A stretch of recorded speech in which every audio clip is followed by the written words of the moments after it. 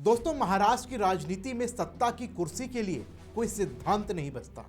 यहाँ भाई भाई का सगा नहीं होता।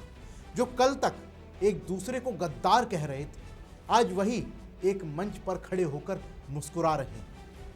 और जो कल तक हिंदुत्व और मराठी अस्मिता की दुहाई दे रहे थे, आज वो सत्ता के लिए भाजपा को भी धोखा देने को तैयार है। नमस्कार, मेरा नाम है शुभम गुप्ता और आप देखना शुरू कर चुके हैं वीके न्यूज़। दोस्तों, इस वीडियो में हम बात कर रहे हैं कल्याण डोंबिवली नगर निगम की। एक छोटा सा नगर निगम, लेकिन यहाँ जो खेल चल रहा है वो पूरे महाराष्ट्र की राजनीति का एक आईना है। दोस्तों, एकनाथ शिंदे की शिवसेना ने राज ठाकरे की मनसे से हाथ मिला लिया है। भाजपा जो गठबंधन की साथी थी, उसे बाहर का रास्ता दिखा दिया है।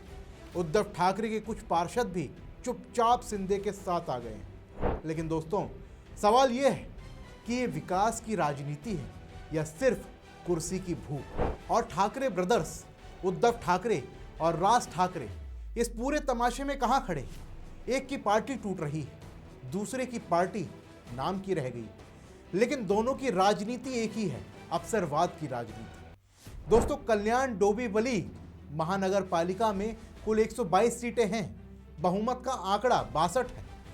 शिंदे गुट के पास पहले से 53 पार्षद थे। अब मनसे के 5 पार्षदों ने पूरा समर्थन दे दिया। इसके ऊपर उद्धव गुट के कम से कम 2 से 4 पार्षद भी शिंदे के साथ आ गए, जिनमें से कुछ तो उद्धव के चुनाव चिन्ह पर जीते थे। यानी शिंदे गुट ने बहुमत का आंकड़ा पार कर लिया है। जिसके बाद सांसद डॉक्टर श्रीकांत शिंदे ने कोंकण भवन में जाकर औपचारिक दावा पेश कर दिया। कहा कि कल्याण डोंबिवली में शिवसेना और मनसे का महापौर बनेगा। लेकिन दोस्तों, सबसे बड़ा झटका भाजपा को लगा। भाजपा और शिंदे गुट ने मिलकर चुनाव लड़ा था। शिंदे ने 28 साल महापौर पद की मांग की थी। अब शिंदे गुट ने मनसे को साथ लेकर भाजपा को साइडलाइन कर दिया है, जिससे भाजपा अब विपक्ष में बैठेगी। दोस्तों, ये सब इतनी जल्दी हुआ कि उद्धव गुट के 4 पार्षद जो संपर्क जिनसे नहीं हो पा रहा था, अचानक वो शिंदे के साथ दिखाई दे गए। दोस्तों, ये विकास की बातें बहुत अच्छी लगती है, फंड आएगा, शहर का विकास होगा, लेकिन यही तर्क तो हर दल देता है जब वो सत्ता के लिए पलटी मारता है। राज ठाकरे ने मनसे बनाई थी भाजपा शिवसेना से अलग हटकर। वो हिंदुत्व की आग उगलते थे, मराठी मानुस की बात करते थे। फिर उन्होंने 2019 में भाजपा के साथ गठबंधन किया।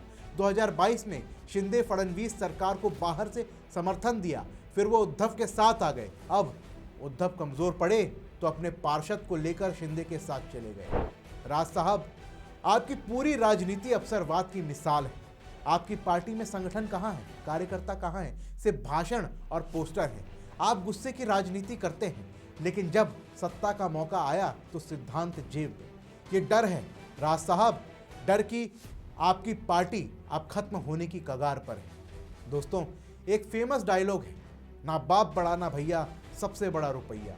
और यहाँ है, ना कोई साथी है ना कोई भैया, भाई जाए भाड़ में कुर्सी दे दो भैया। ये सबसे बड़ा उदाहरण है दोस्तों कि कुर्सी के लिए कोई किसी का सगा नहीं होता, और इसके लिए भाई भाई की पीठ पर छुरा भी घोंप सकता है। इसलिए मैं आपसे लगातार कहता हूँ कि ऐसे कुर्सी के लालची नेताओं के खिलाफ आवाज़ उठाइए, क्योंकि सच्चाई को आवाज़ चाहिए। फिलहाल के लिए इस रिपोर्ट में बस इतना ही। मिलते हैं अगली वीडियो में, तब तक के लिए जय हिंद। वीके न्यूज़, राष्ट्र के नाम।